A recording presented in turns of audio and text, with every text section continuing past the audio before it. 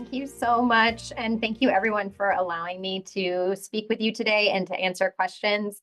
Pediatric headache is my professional career. It's also very personal to me. So I really appreciate all the work that this organization is doing. Let me quickly share my slides. Make sure it works.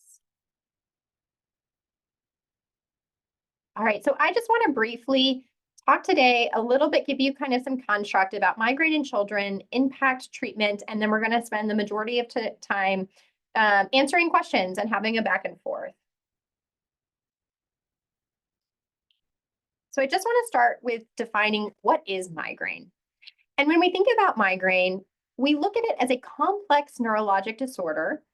It is largely inherited, meaning running throughout families, but it can look very different between different family members, and it can skip generations. These often are attacks, including a variety of neurologic and often GI or gastrointestinal symptoms, normally with headache, but it does not always have to include headache. When you are born with this kind of those migraine genes, what that really means is that your nervous system is built a little bit more hypersensitive than someone who doesn't have migraine. And one of my passions is really looking at that hypersensitive nervous system and how it changes and evolves over time from an infant all the way up into adulthood as your brain, your nervous system is growing and developing. So before we get into migraine, I did just want to show one slide about how we think about this migrainous nervous system growing and changing over time. This really comes up with these episodic syndromes associated with migraine. They can start really shortly after birth. We know that for babies who have colic, these are babies who are crying for more than 3 hours a day on 3 days a week for more than 3 weeks.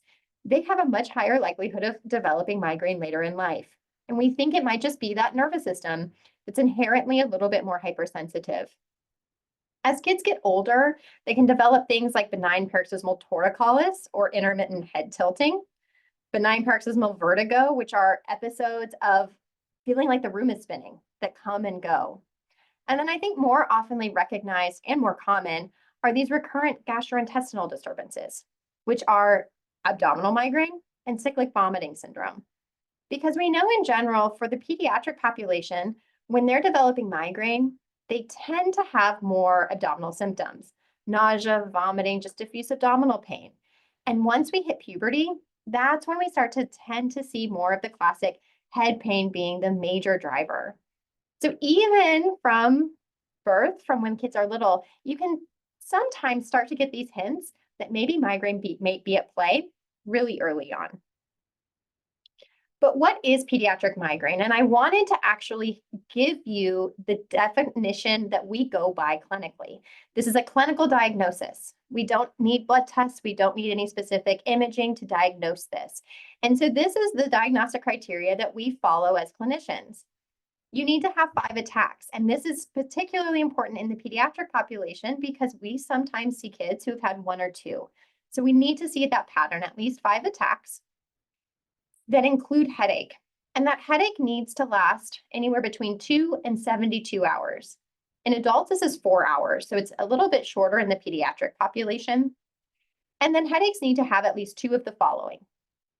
It says unilateral, but there's a note for pediatrics because we know in kids, their headache tends to be more bilateral. In the front of my head, in the back of my head, on top of my head. It tends to start becoming more unilateral once kids hit puberty. And so in the pediatric population, oftentimes here. It is pulsating, tends to be moderate to severe in intensity. And the way that I think about that is that these are headaches that prevent patients the ability to do the things they want to do. They may have to miss school. They may not be able to go play with their friends. They may have to modify going to a sporting activity or how they're outside. So they're headaches that are actually causing the patient to have to change the way they normally live. And they're aggravated or cause avoidance of physical routine activity. This is a point that really says, when I get a really severe headache, I kind of want to go lay down. I don't want to do a lot of moving around, a lot of physical activity. I need to actually modify what I would kind of do in my daily routine. You also need to have associated symptoms. So either nausea or vomiting, or light and sound sensitivity. The beautiful thing about the pediatric population too is that I get to be a detective, because oftentimes kids won't tell you, oh yeah, lights and sounds are really bothersome when I have a headache. So I get to think about that through the history and ask, what do kids want to do if they could do anything during a headache attack? Where do they want to go? That's how I get that sense of if they're experiencing these different symptoms. And when we think about migraine, we talk so much more than just the headache itself. That's why we classify this as migraine, because we know that it's so much more than a headache. And we actually have identified 4 distinct phases within this migraine attack. The first are the premonitory symptoms. So patients, this can last hours to days before the headache actually starts. And people can describe things like fatigue, feeling slowed cognitively, having mood changes or food cravings, which is an interesting caveat because oftentimes people will crave certain foods that can sometimes be misunderstood as triggers. In about a third of patients who have migraine, they will develop an aura. These symptoms typically last between 5 minutes and an hour. They are neurologic symptoms and they fully go away after this time. The most common is visual changes. So kids will describe, or adults will describe, seeing blobs of color, zigzag rainbow lights shimmering in their vision that grow over time and then completely go away. Next comes the headache phase, and this is the phase that tends to have the largest amount of disability associated with it. This phase in itself, again, can last in kids 2 to 72 hours and normally has pain, nausea, light sensitivity, sound sensitivity. Once that pain starts to decrease, we then can oftentimes see this postdrome, where again, people just feel tired. They feel like it's so hard to think. They might get some neck stiffness. And I really wanted to show this to highlight that we oftentimes classify a migraine attack based on how long and the symptoms during the headache, but these attacks can actually influence patients for much greater periods of time and correspond to symptoms that are occurring outside of that specific headache attack. So why is this important? This gets me to migraine epidemiology. Migraine is incredibly common. These are numbers and percentages in the pediatric population. There are 1 billion people worldwide with migraine, and in kids, it occurs in about 10 to 15% of people in the pediatric population. When we think about chronic migraine is a frequent headache disorder where patients experience more than 15 headache days a month for more than 3 months, with at least 8 of those days having symptoms of migraine. That occurs in 1 to 2% of the pediatric population. To put that into perspective, epilepsy, all of epilepsy, affects about 1% of the pediatric population.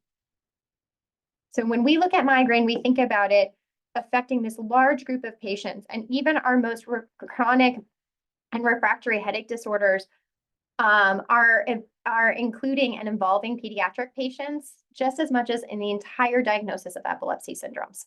So it's really important to understand that this does happen in the pediatric population and that it is incredibly common.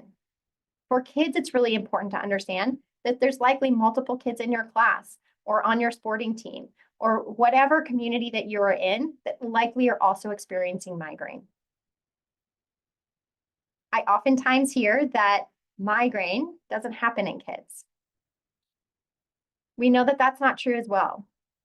For migraine, the mean age of onset for boys is around 8 years old and for girls around 9 years old. And there's also something very interesting because we know early on in migraine before puberty, it's about a 1-to-1 ratio of boys to girls who are affected. It's not until after puberty that we start to see that it affects more females than males.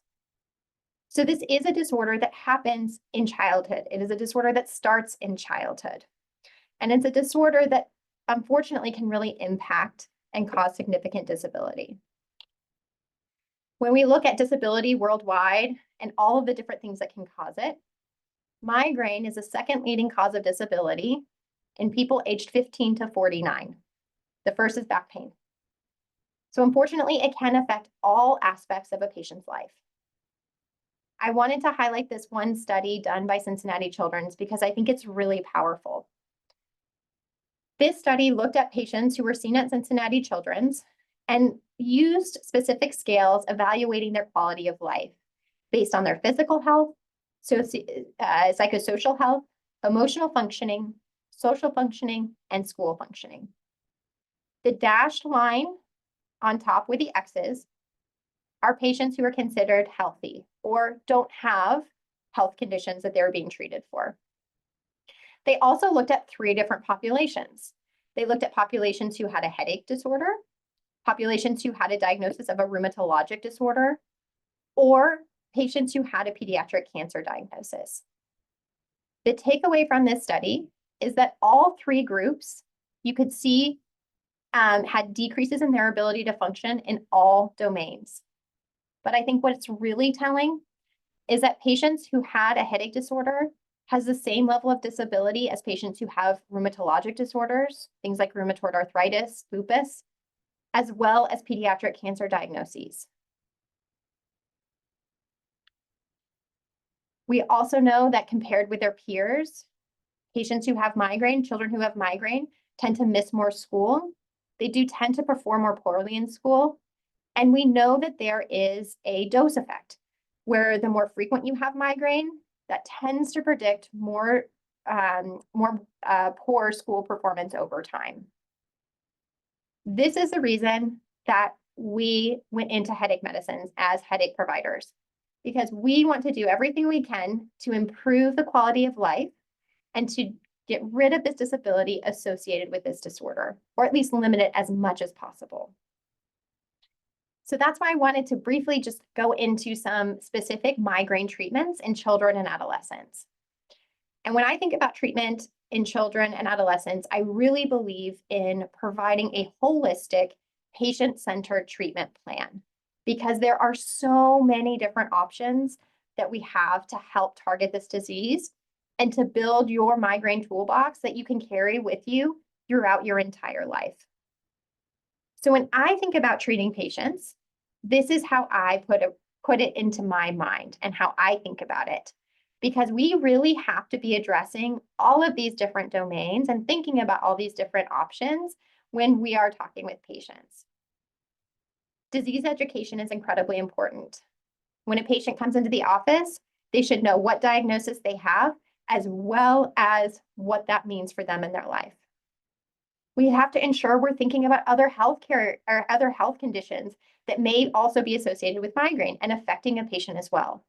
Things like difficulty sleeping, things like anxiety and depression, obstructive sleep apnea, anemia. We have to be thinking about how all the different health conditions may be interplaying and intersecting with migraine as well. We talk a lot about lifestyle regularity, knowing that that migraine nervous system likes things to be regular and predictable.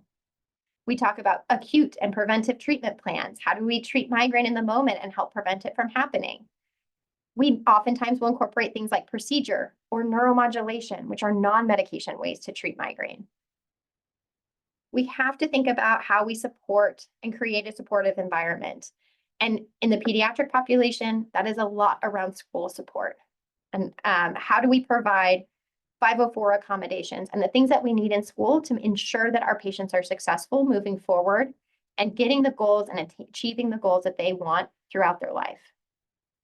Behavioral therapy is also incredibly important, and I'll talk about that a little bit more, but really incorporating structures and strategies that patients can take with them forever. When we think about acute therapy, this should be offered to all patients who are diagnosed with migraine. If you walk out of a doctor's office and they've diagnosed with migraine, you should understand, what am I going to do to treat that migraine attack? For these different strategies, our goal is at reducing the duration and the severity of pain, but also increasing our ability to function. So finding that balance of reducing pain, but also not giving so many side effects that we can't keep moving with our day. We do know that if we treat when the pain is mild, it's most effective. And oftentimes your physician will end up maximizing or increasing your dose of medications to make sure that you are fully optimizing that medication before switching to a new one. We also know that attacks are very different between each attack. So oftentimes we will ask to treat at least 2 to 3 different attacks, really before assessing the response of your treatment strategy. That is in contrast to migraine prevention care. This prevention are ways that we can strategies that we can employ to decrease the frequency and or severity of migraine days and decrease overall disability. We really start to think about this in anyone who's having more than 4 migraine attacks per month, or people who are having disability, significant disability from their attacks.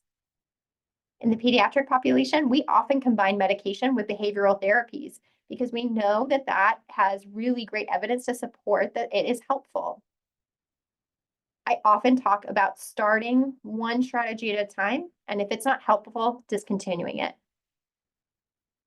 It can get really difficult when we just keep adding medicines, and then I'll have patients come to me and they're on 5 or 6 different medicines targeting migraine and still experiencing multiple effects or multiple attacks along with side effects.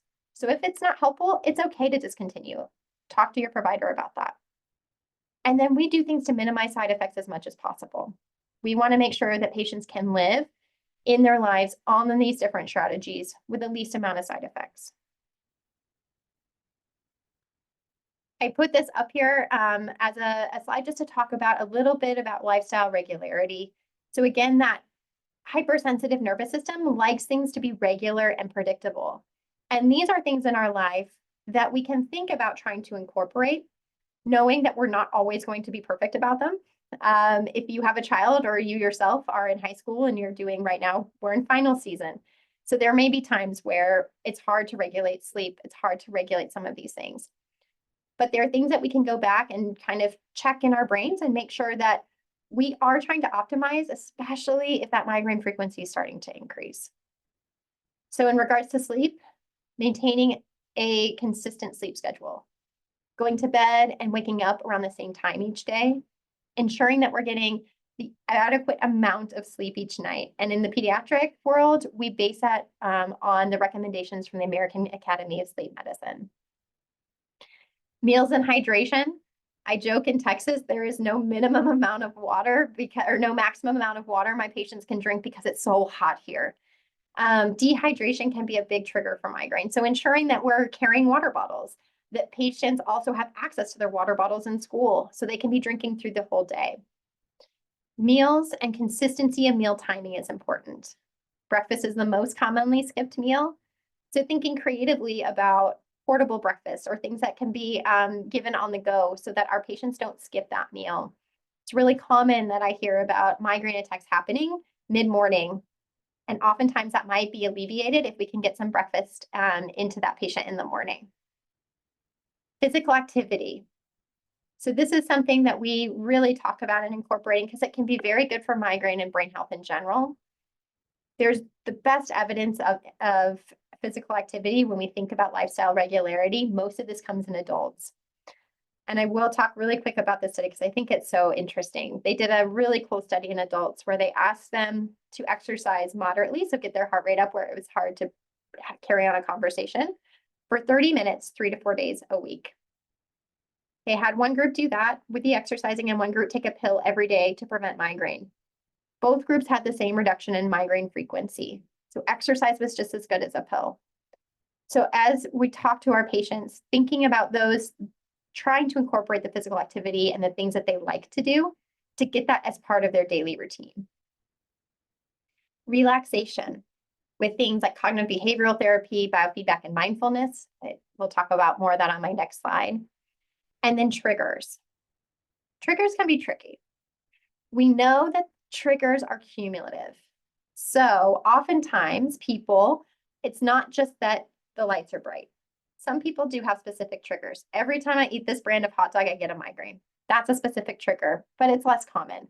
Most times it's the bright light, it's I didn't sleep well, and I'm really stressed out because I have to take a test for finals. Those things in accumulation are the things that can trigger attacks.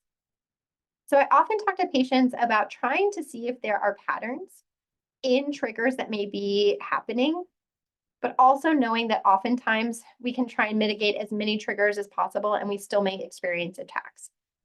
So we do things that are feasible for the patients and feasible for the kids. If bright lights are something that tend to trigger you, potentially making sure we're wearing a baseball hat or any type of hat when we're outside, or sunglasses. If loud noises, thinking about headphones or noise canceling devices can be really helpful in loud situations. So there's ways that we can be very creative when we think about triggers and how to mitigate them. Behavioral therapies are incredibly important in incorporating in pediatric headache care. And the most evidence comes around cognitive behavioral therapy. This is incredible. It really is a strategy and a program to retrain your brain and the way that it thinks and functions around pain. Normally, pediatric pain psychologists are people who are specifically trained in doing this type of therapy, but really teaching the patient how our thoughts, our emotions, and our behaviors are all intertwined with our physical sensations. There are some other behavioral therapies that have great evidence too, that can really be specific tools that you can do in the moment to help during an attack or prevent attacks. Things like biofeedback, relaxation therapy, hypnosis, or yoga. I'm happy to talk more about those if people are interested. Neuromodulation. This is such an exciting part of the advancement in migraine care, especially in the pediatric population. Right now, we have 3 devices that are FDA cleared. You can see them here. With this first one, the remote electrical nerve stimulation, REN, or the over-the-counter name is Neurolgy, cleared in patients 8 years and older.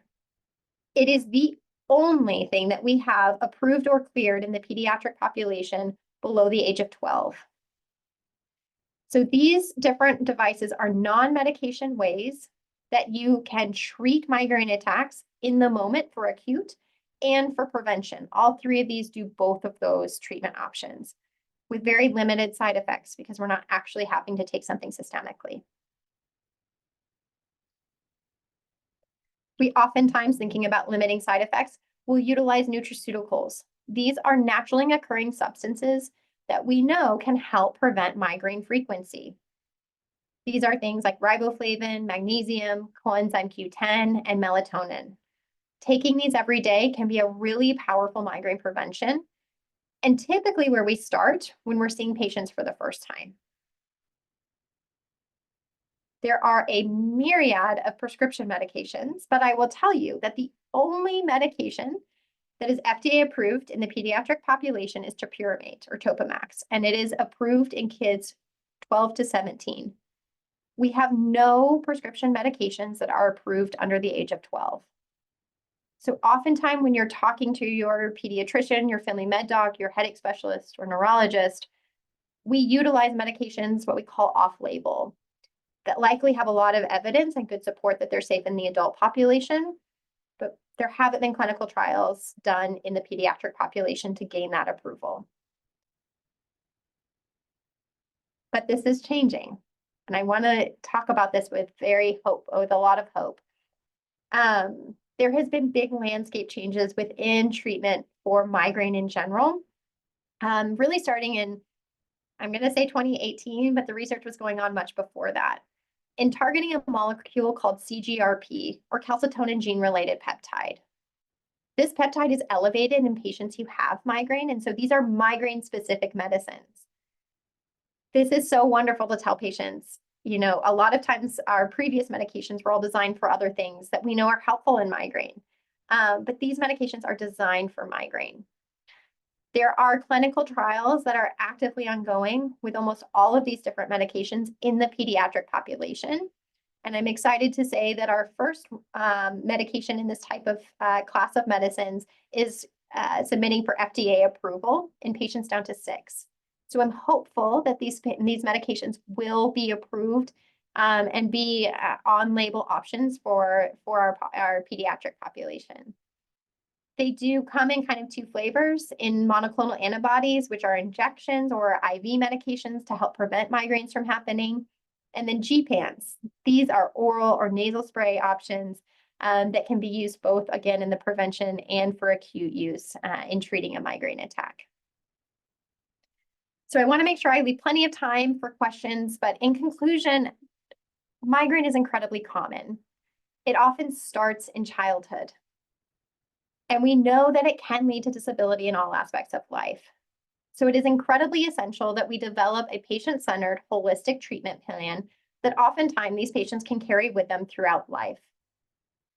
I do want also to mention that the future is really bright.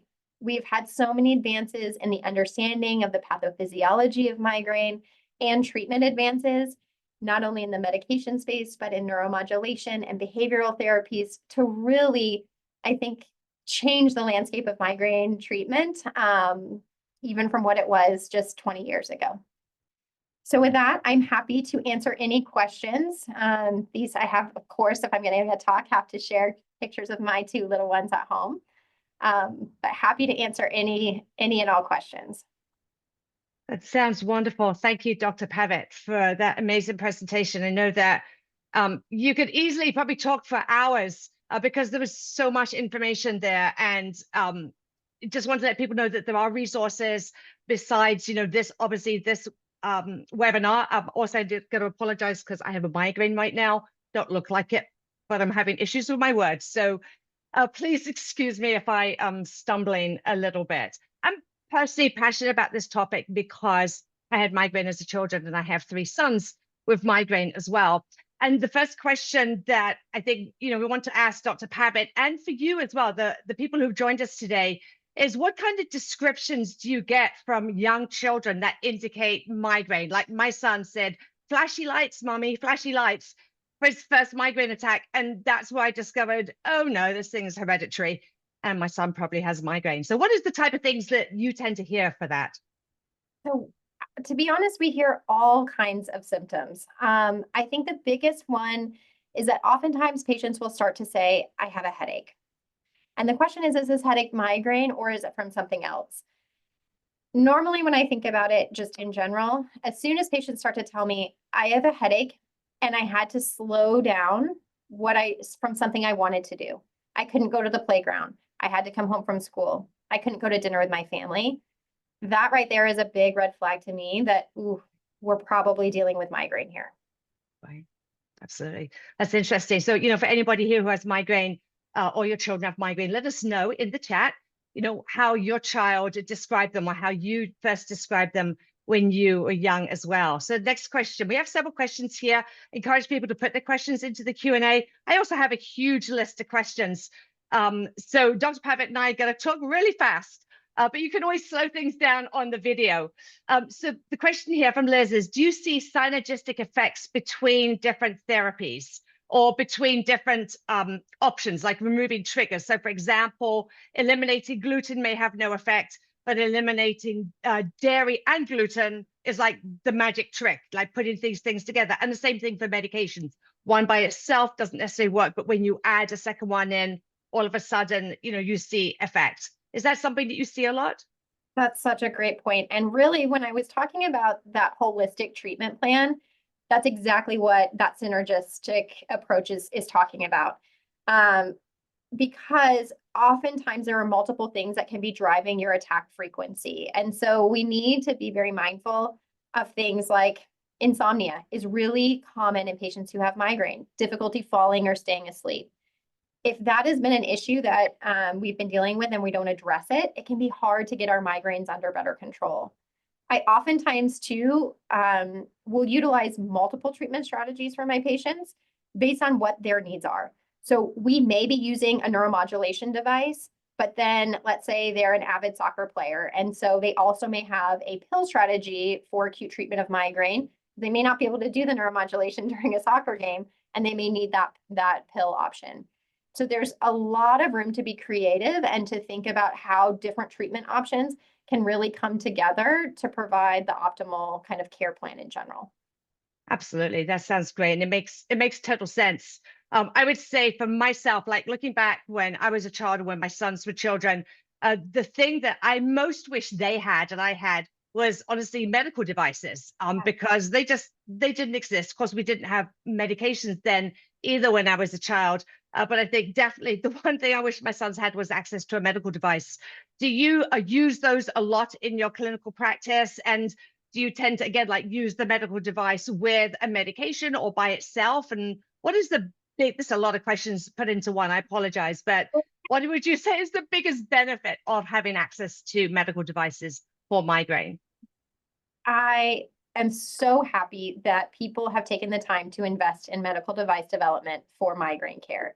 And it's interesting because a lot of these devices were actually initially designed in the adult population. And then all of the pediatric headache specialists were like, no, no, no, bring them to us. Like, we are your population. Because I know as a mom too, I don't like giving my kids medicines. And when we think about starting medicines early in life, that can be a daunting topic. So having options that do not include medications, I think are essential. So I do utilize devices quite often in my practice. I have some patients who are only on devices. I have some patients who use devices and medications or biofeedback or kind of a myriad of strategies. We kind of really try to understand what's helpful, most helpful for patients. I think the other piece that's really nice is that the devices kind of give a sense of control back to a lot of my teen patients because they're the ones that are doing the app. They are controlling the stimulation. And so providing that control back to them, I think can be really helpful. So yes, I love neuromodulation. I think it's fantastic. I hope it just continues to evolve in this realm for healthcare.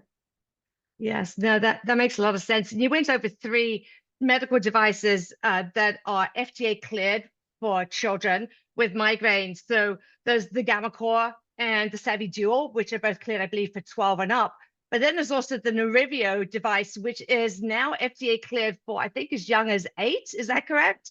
It is down to 8. They just received that clearance, which is amazing. And like I said, it is the only FDA approved or cleared option for patients under the age of 12. And it treats both preventively, so you can do it every other day to help prevent migraine attacks, or in the moment during a migraine attack. Right, absolutely. So that's really encouraging. And I think, to have like a device that you can just use while you're in class, right? That you wouldn't necessarily have to go see a nurse and miss time at school that's really cool. I do see a note here from Liz, who was chatting with Amy in the Q&A, and she said that the Neurivio helps a 17-year-old but has no effect on her migraine attacks.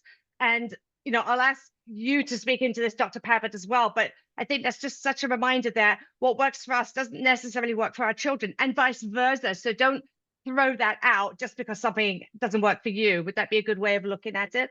Absolutely. Each patient is so different, and I'm hopeful at one time in the hopefully near future, we'll be able to tell you like, oh, I can do this test and you would respond to these treatment strategies. But we don't have that. And so each person is very individualized about what they're going to respond to. And not only that, but what things are important to them and how can they integrate that into their life. Right. Absolutely. It makes a lot of sense. Do you find that, when you're talking with the children, are they excited about using a device or having that option? Or is it in general, they'd rather have medication, or it's all over the place, their responses? It's all over the place. I think in general, kids respond well to it. But when I talk about treatment plans with my patients, I talk about treatment options. And so I will pull up pictures or bring in the device. And I have some patients who are like, yes, this is so cool. I can't wait to try it. And I have some who are like, to be honest, Dr. Pavitt, I just don't think that I can commit to doing that every other day for that length of time. And I say, that's fine. Like whatever is going to be best for you, that's what we're going to move forward. The thing to understand too is that there's so much changing and growth and development and life changes that happen over this like pediatric time frame that it's not something that we just throw out the window and never revisit. So these are things that we can always revisit and come back to as people's interests change. Absolutely. That makes a lot of sense. I'm going to kind of shift momentarily, and we can come back to this. And we do still have some Q&A that I'm looking at live, but if anyone else has a question, please pop that in there. I want to talk a little bit about migraine as a progressive disease. So we had Dr. Gottschalk, who came and did a presentation for us last month that was amazing about the chronification of migraine and how it can get worse if it's not treated appropriately. why do you think, or maybe I should say, do you think it is important for parents to know that migraine is a progressive disease, that for some children it gets worse, or is that not something that you address?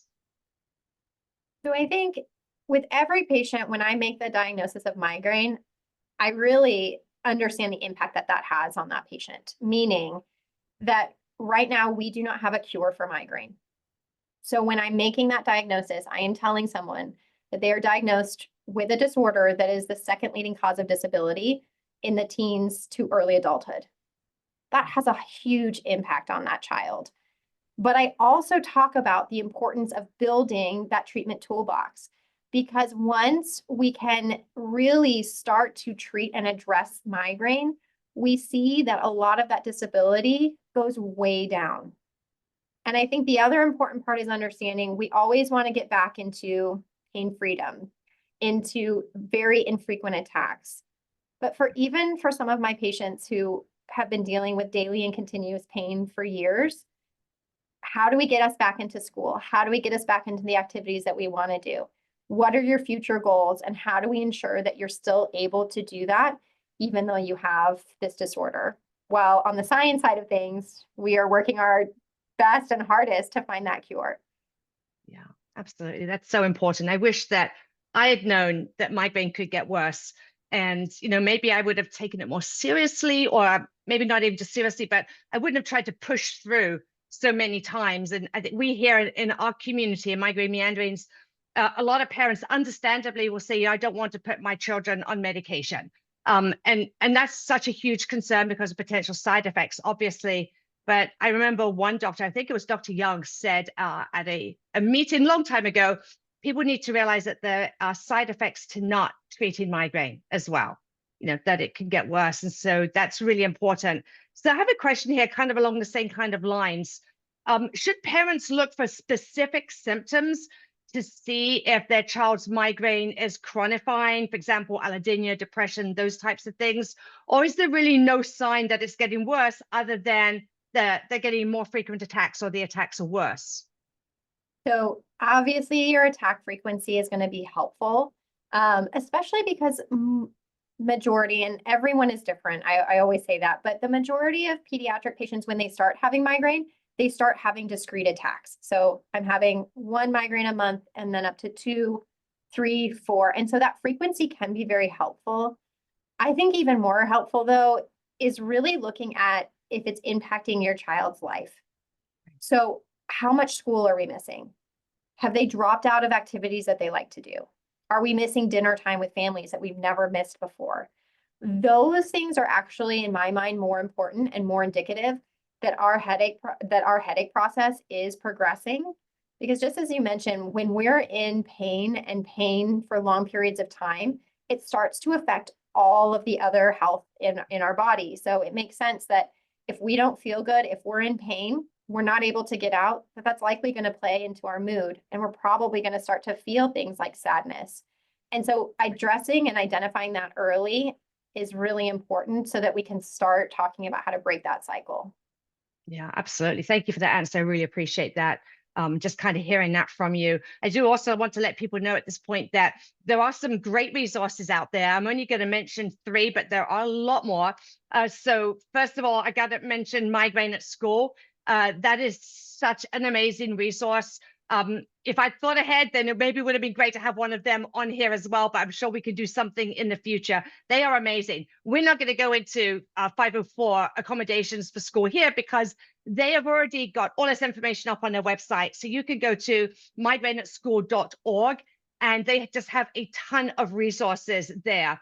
There's also the headache relief guide, which I didn't know until a couple of days ago. So in a moment, Dr. Pavitt, maybe you can just tell us what that is and who wrote that. And then, of course, my own organization, migrainemeanderings.com, you can go to. We have a project called Stages of Life with Migraine. And the stage we're addressing today, obviously, is children. That children's website page is not up yet. We're going to be adding all the FAQs from this webinar onto that. But we will be emailing everybody when that's available. But I also want to let you know we have a migraine toolbox on our website that you can download and print out. And we also have a migraine action plan. So Dr. Pavitt was mentioning, all the different ways that your child could be treated. A migraine action plan will actually put that in writing. So when you leave the doctor's office, you know what to do. You know the next steps. If a medication doesn't work for an attack or a device doesn't work, what do you do next? When should you go to the ER? So I definitely encourage you to download that migraine action plan and take it into your child's doctor so you can partner together. So Dr. Pavitt, could you explain a little bit about Headache Relief Guide? What is this amazing resource? Yes. And before I actually talk about that, I'd love just to plug too 504 accommodations, which migraine qualifies you for 504 accommodations in school. And these are things that I want you to ask your providers about because it's so important that we provide that framework for school for your children or yourself to be successful. It is a document that we do not ever have to use, but if you need it, it's there. The Headache Relief Guide, I have no vested interest in this at all. This was developed by Kansas City Mercy. It is a wonderful website. It has a beautiful patient-facing portion and also provider-facing portion. So I talk about this when I talk to providers as well. It has interactive videos about migraine, what migraine is. It talks about talking to your doctor and how to prepare for that, different treatment options, different treatment strategies, and can actually help you start to build those like lifestyle guidelines, like how much sleep do I need? It's right there. How much water should I be drinking? It's right there. So it is a wonderful, very user-friendly website that I recommend to all my patients. Right, absolutely. Thank you for speaking into that. When I looked through it, I was really encouraged. It's a great website. So, there's not a lot of time that an organization will say, go to another organization for information. Because honestly, Migraine Meanderings has a ton of information there, but we have not focused specifically on children. And so other than, one page. So definitely encourage you to go to Headache Relief Guide. And again, another plug for Migraine at School. Also, I know that one of the questions we get asked a lot as adults is, how come the medical devices aren't covered by insurance in general? But I think for myself, one of the most exciting new trends is that at least the Nerivio is starting to be covered by insurance. Is that correct? Do you know any more about that? It is. So I will say one of the biggest barriers to patients having access to neuromodulation devices is lack of insurance coverage and the cost of the device. Now, each of the device has a different price range, and so it's important to talk to your healthcare provider about that. There are also different kind of options. So some of them will do like a 90-day money-back guarantee. So there are ways to mitigate that. The Nerivio, the RENT device, though, is doing so much work to push for insurance coverage, and we are finally seeing that happen throughout the United States. So they have been able to, I think they have 13 different states covered. They just got Aetna coverage, some Medicaid coverage. And so they're starting to see all of these insurance companies starting to cover it, which typically means that we're going to see more and more in that. So I am very hopeful that right now in Texas, it's not, but I'm told it should be the next state to hopefully start covering this. Yeah, that's wonderful. I love hearing news about that. The first time I saw it starting to be covered, I was so excited. Not just because obviously financially, we need as adults, we need as parents of children with migraine, but I think also that a company cares enough to make that a priority. For me, that's huge. They're really, really working on that. That's amazing. I also just want to let folks know that this is an opinion I've had for a long time. It's the squeaky wheel gets the oil. That's why I have a lot of success for myself getting medications and devices and other treatment options, but it's also going to work for your child as well. You can be that squeaky wheel. And I know that the company that owns Nerivio, which is Veronica, they will work with you to try to be that squeaky wheel and increase the chances of your child being able to get a hold of that device through insurance. So we'll put that information actually onto our Facebook group. If you're able to go in there after this, and we'll tell you what you can do to actually talk with them and partner together. But I thought that was really exciting. A slightly different question here, well, completely different actually. Liz says, how can we identify migraine if a child doesn't or can't explain their symptoms clearly? Like flashy lights was pretty clear to me, but what if my son just started crying, or, what do you look for? So this is one of my favorite parts about being a pediatric headache specialist, because I have to do a lot of detective work often. We see patients at all ages. I've made the diagnosis of migraine down to the age of 3. And I see in my practice a lot of patients who have significant developmental delays who may be nonverbal or unable to actually talk about what their symptoms are. So we look a lot at what are patients doing? And oftentimes when you think about migraine, it's that sensory overload. And so patients maybe become more irritable. They'll often want to retreat and be in a darker, quieter, less stimulating environment. And these are episodes. So it normally is a discrete episode, and then it resolves and kids are okay and they're back to their normal self. Things like vomiting and nausea can also be very helpful because a lot of times in pediatrics, we see that those abdominal symptoms are more bothersome sometimes than the headache itself. So just getting a cadence and understanding from the parents what the patients are doing during these attacks or these times that are continuing to happen can be really helpful in making that diagnosis. That's really helpful. I appreciate that. And I totally get it. It's kind of like being a detective trying to figure all this out. And, it's hard if your child says they have a stomach ache. As a parent, maybe I was a terrible parent, but I'd be like, is there an exam that they don't want to go to school for? Is there something else going on? And so, you have to look at your child and really know them. One of my children had asthma, and I would always know if he was telling the truth or not, because if he had bad asthma, he'd have these big black circles under his eyes. So just say that to kind of be a detective and try to really understand what your child is going through, what they're experiencing. And I always believe we should give them the benefit of the doubt, because migraine is a terrible disease. And when I was a child, nobody knew anything about it. And that kind of brings me on to my next question. I experienced a lot of stigma. I saw my children experience some, not to the same extent that I did. So if you're watching this, let us know if you or your child have experienced stigma about migraine. But Dr. Pavitt, is that something that you address or you see in your program too? It is, unfortunately. I think there has been so much work that has happened around stigma and trying to really address this head on. But unfortunately, it's still something that we see all the time. It kills me when I have my patients come in and say, Dr. Pavitt, you're the first person who's believed me outside of my family that I really have a headache. So believing these symptoms are happening because they are happening. And I think that's one of the hardest parts is a clinical diagnosis, which is helpful because that means we don't need a lot of invasive tests to diagnose it. But for some people, there's not a lot of specific outward signs. And so we've done a lot of work within our community, our pediatricians, our schools, to try and cut down that stigma. I also have a lot of patients who are very huge advocates and doing it themselves. Part of this comes back to giving that diagnosis and empowering them. I have migraine. This is a chronic disorder, but I'm living with it and I'm thriving with it, or I'm treating it. So allowing them to work with those scripts so that they can start to take power over what migraine is. Right, absolutely. That's a really helpful answer. One person is asking here, you said during your presentation, I missed this, but they did not, so that's great, that it was very personal to you, treating migraine. And they are asking, did you say why? Are you willing to say why? Or is that just a question I shouldn't be asking? No, and there's no question we can't talk about. I'm an open book. So I have migraine with aura myself. I started having migraine with aura when I was a teen. And I feel lucky that it has always been fairly infrequent, and I will get disability during attacks.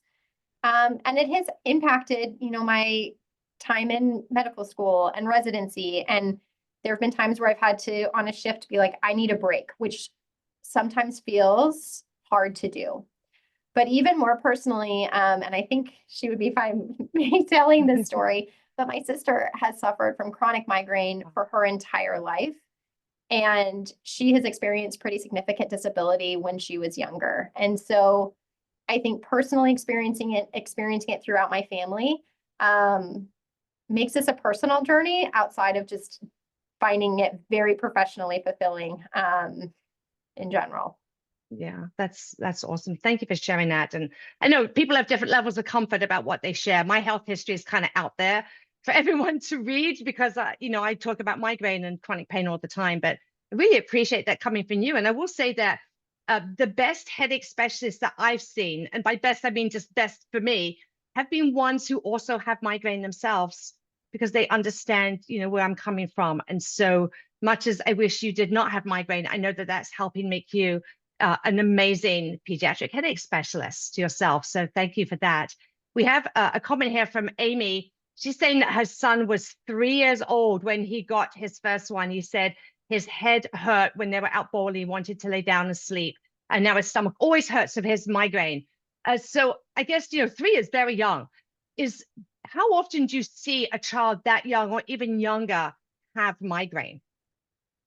So it's not common, but we see it. And I think it's very, I see a skewed population because I'm a pediatric headache specialist and there are not many of us out there. But I see 3 and 4-year-olds coming in with head pain and episodes of head pain. More common is around that 8 to 9, and even most common is around adolescence, because that's when migraine tends to become more frequent and more severe. But like I said, I have patients down to 3 that we're making the diagnosis. So we see it starting in young kids. And I want to also say there are treatment strategies, even for these younger kids. So don't feel like there's nothing we can do. How are we going to help this? Talk to your doctor. At that age, oftentimes you're going to see a neurologist or a headache specialist, and there's a lot of things that we can do. Right. That's really good to know. And I was thinking about my organization did a project last year on young adults, that's like 18 to 25, 26, who have migraine.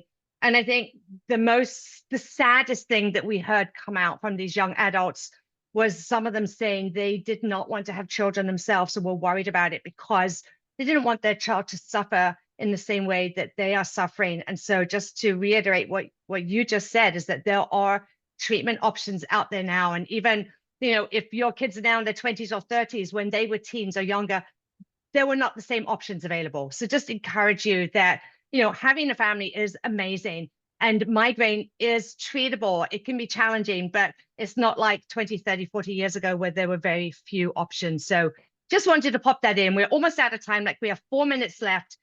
So I have 2 more questions here. If anybody has one final question, you can pop that up, but it'll be real quick. So the first question is, what are some red flag symptoms in a child's headache symptom that should prompt immediate medical attention beyond a typical migraine attack? So like going to the ER or an immediate call to the doctor. What should people look out for? Yeah, so when we think about migraine in general, big red flags that we think about is if your child is developing really rapidly progressive frequency of migraine. So if they wake up one day and they have a continuous and daily headache that is not going away, that's brand new, we would want you to go to the emergency room. If someone makes it a little bit more concerning if we're waking up in the middle of the night because of headache. So I go to bed without any headache, and now I'm starting to wake up every night because we're having headaches. Or if people develop something called a thunderclap headache, which is a 10 out of 10 pain within 1 minute of onset. And then finally, one of the biggest things, if you're noticing any other neurologic symptoms in your child, difficulty using one side of their body, they're talking about numbness or tingling, they're unsteady on their feet all of a sudden, they're having trouble walking or grabbing objects, those would be reason to seek care. Yeah, absolutely. Thank you.